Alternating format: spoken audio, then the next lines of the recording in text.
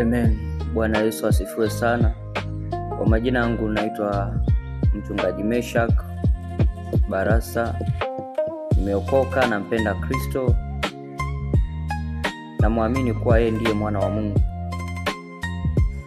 na ndiye mwokozi wa maisha yangu. Nalo jambo ambalo ningependa kuzungumza na nyinyi wapendwa. Poleni kwa wale ambao waelewi Kiswahili, itabidi msome Kiswahili muelewe.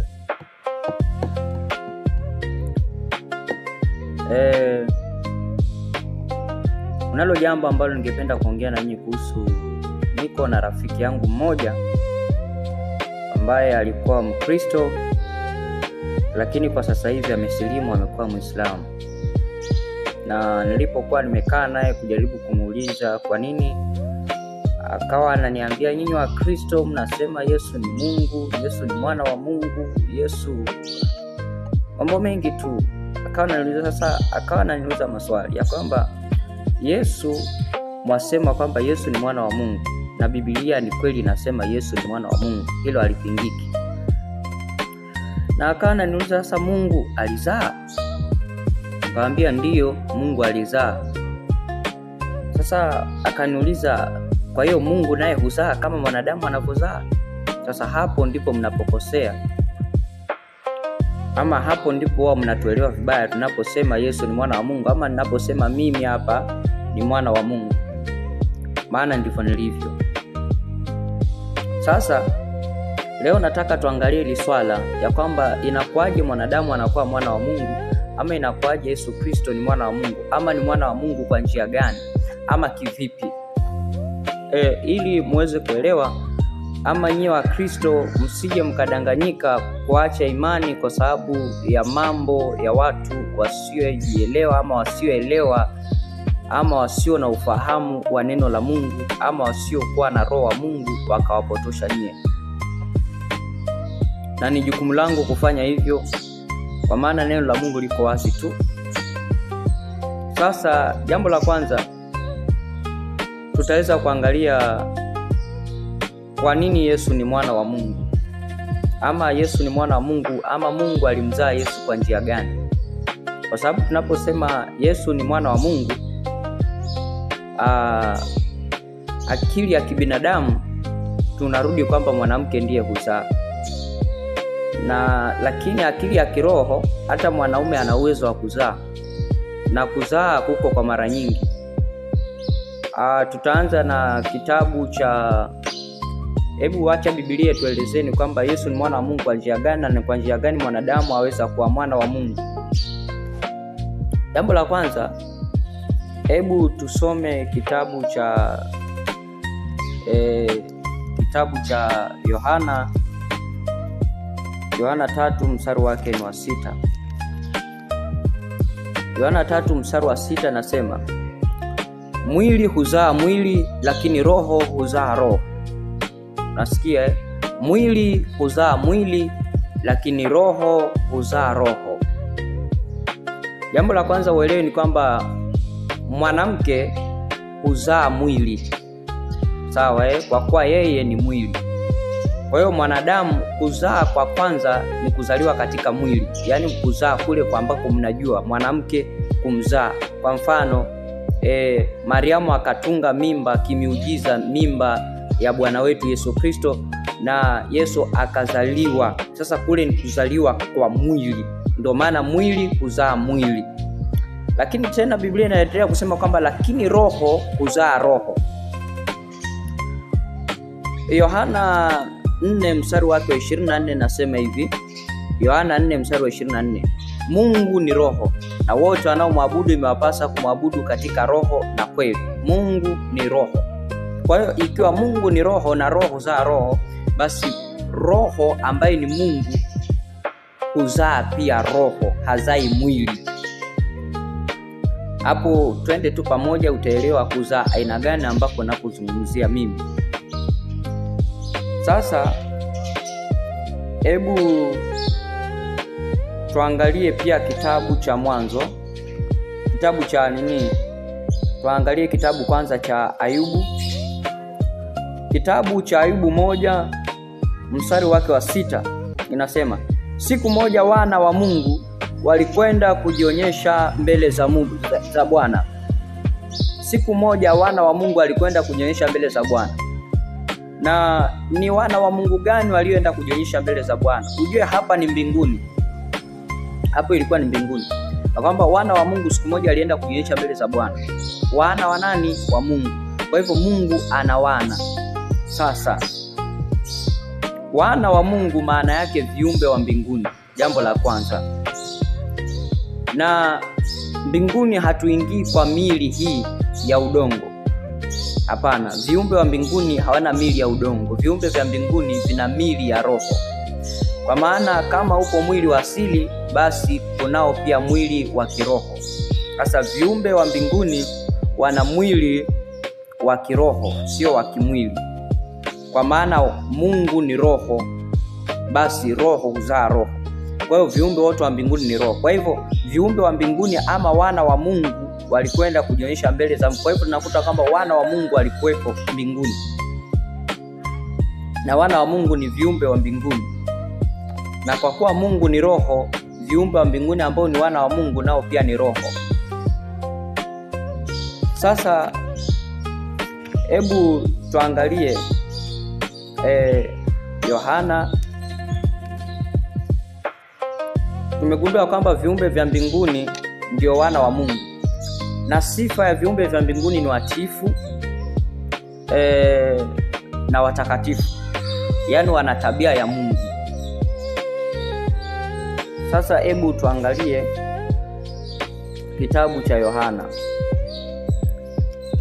Na jambo lingine ujue kwamba Yesu katoka mbinguni. Yohana 1:1 inasema hapo mwanzo alikuwako neno, huyo neno alikuwako pamoja na Mungu, naye neno alikuwa Mungu. Tangu mwanzo huyo neno alikuwa pamoja na Mungu. Tangu mwanzo huyo neno alikuwa pamoja na Mungu. Neno langu ni mimi mwenyewe. Kama nikikuita utafuata sauti, mwisho utanipata mimi. Na ukinipata mimi utaniuliza, naam, niko hapa, niambie chenye ulikuwa unataka kuniambia. Sasa mimi nikikuuliza nimekuita kweli, si utaona mimi nikichaa, kwa sababu neno langu ni mimi, sauti yangu ni mimi mwenyewe. Kwa hivyo neno la Mungu ni Mungu mwenyewe, sauti ya Mungu ni Mungu mwenyewe. Sasa Biblia inasema katika mstari wa 14, neno alifanyika mwili akakaa miongoni mwetu, nasi tukauona utukufu wake, utukufu kama wa mwana pekee atokaye kwa Baba. Neno alifanyika mwili, yani neno alivaa mwili, yani neno la Mungu lilivaa mwili. Unaelewana? Neno la Mungu lilipozaa mwili, mstari wake twende mstari wa 11. Alikuja kwa walio wake baada ya kuvaa mwili. Neno lilivaa mwili, na baada ya neno kuvaa mwili likaja kwa walio wake, lakini wao hawakumpokea. Maana yake Israeli hawakumpokea. 12. Bali wote waliompokea aliwapa uwezo wa kufanyika watoto wa Mungu, ndio wale waliaminio jina lake. Kwa sasa unakuta kwamba waliompokea Yesu Kristo, kwa kuwa Yesu ni mwana wa Mungu, amefanyika kuwa wana wa Mungu. Tutaangalia nini kinamfanya mtu kuwa mwana wa Mungu. Jambo la kwanza ni kwamba wamempokea Yesu Kristo ndani yao. Kwa hivyo Yesu akawafanya kuwa wana wa Mungu, ama neno la Mungu likawafanya kuwa wana wa Mungu. Na ujue neno linapokuja, neno la Mungu linakuja kumbadilisha mtu tabia na mienendo, kwamba atoke kwa njia zake afuate njia za Mungu. Inamaanisha linakuja kumrenew huyu mtu, kumfanya kuwa mpya. Ndio maana Biblia inasema imekwisha, mtu akiwa ndani ya Kristo amefanyika kuwa kiumbe kipya, ya kale yamekwisha, tazama yamekuwa mapya. Tulia hapo. Hebu tuangalie sasa kitabu cha Yohana 8.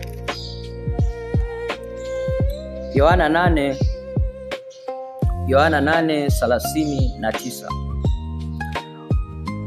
Hebu naomba nisikize vizuri hapa. Yohana 8 mstari wake wa 39. Wakajibu, baba yetu ni Abrahamu. Yesu akawaambia, kama mngekuwa wazao wa Abrahamu, mngefanya mambo yale aliyoyafanya Abrahamu. Unaona? Kwa hivyo mtoto hufanya yale mambo ambayo baba ameyafanya kulingana na maneno ya Yesu Kristo mwenyewe. Lakini sasa nyinyi mnatafuta kuniua, mtu ambaye nimewaambia kweli ile niliyosikia kutoka kwa Mungu. Abrahamu hakufanya jambo la namna hii. Nyinyi mnafanya mambo afanyayo baba yenu. Unaona?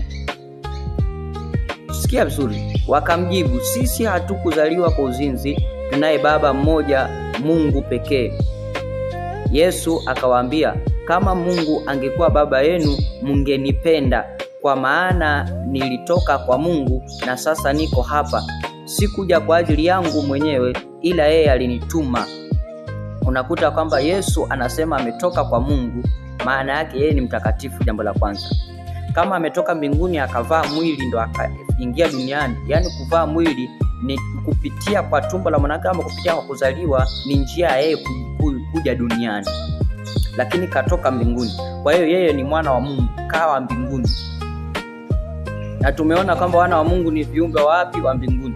Na Yesu Kristo ni mwana wa Mungu kwa sababu ni neno la Mungu. Wacha kuwa tu kiumbe, ila ni neno la Mungu. Kuna tofauti ya kiumbe na neno la Mungu. Halikuumbwa.